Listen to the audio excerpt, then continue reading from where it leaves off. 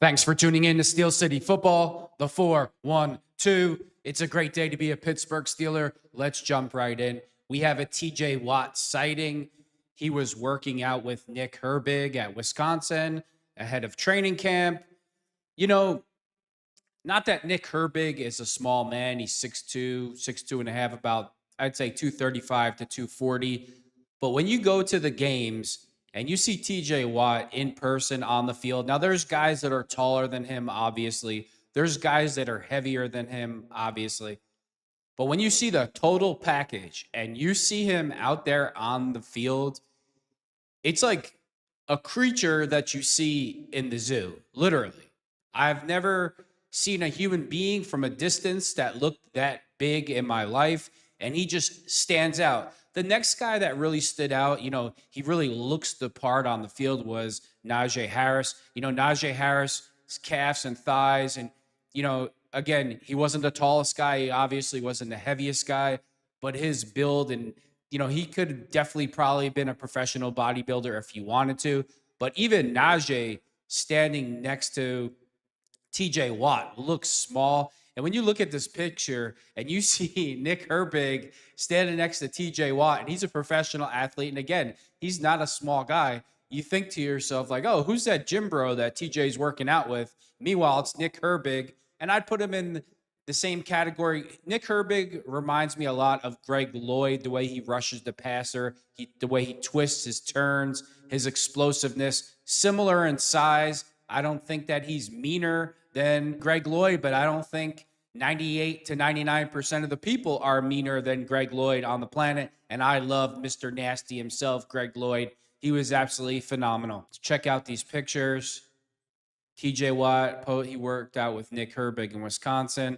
I mean, you see, I'm not just talking about the height. I'm talking about the thickness of TJ Watt compared to Nick Herbig. Nick Herbig definitely has to get stronger if he wants to take over as the starting outside linebacker. Not just for pass rushing. He needs to get stronger for setting the edge and taking on blocks and be able to stop the run. Because, he knows that already.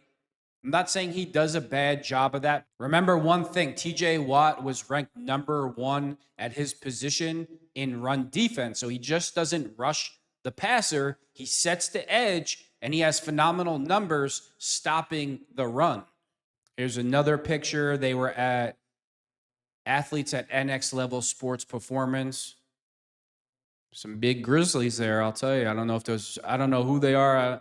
The guys to the right, if they're college offensive linemen. All of the Watt brothers worked out here in the past.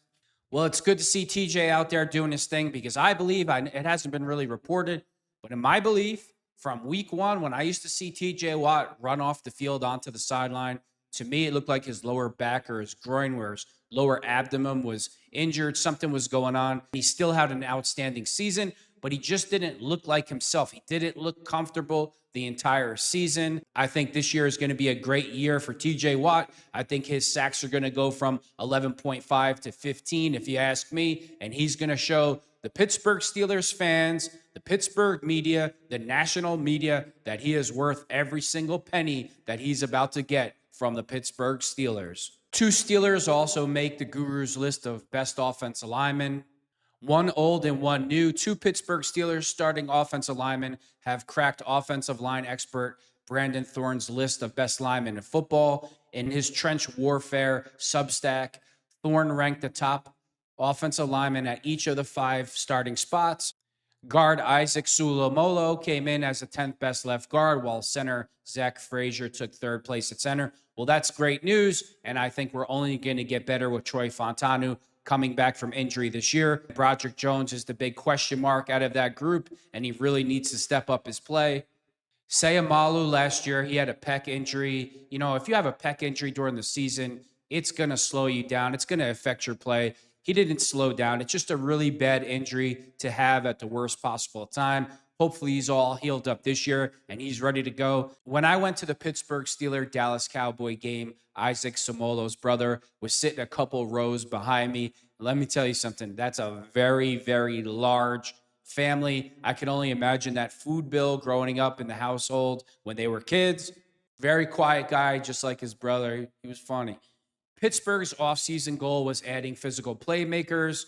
Mission accomplished. There's an article written today. Omar Khan, rare to tip his hand, publicly admitted the need for playmaking. After the draft, Mike Tomlin noted that the need for physicality, citing the Baltimore Ravens game as a failure point that created the need to change. Both were correct. Pittsburgh wanted to become more physical on offense. DK Metcalf, I believe, will be the Derrick Henry of the AFC North at the wide receiver position, and bring in Jalen Ramsey. I am not at all crazy about the Jalen Ramsey trade.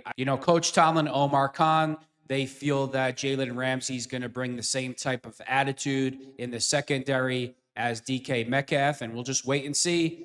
I'm on record multiple times saying I don't like the trade. I didn't like getting rid of Minkah Fitzpatrick at all for Jalen Ramsey, but I guess my answers to my question will be answered come September. Thanks for tuning in to Steel City Football, the 4-1-2.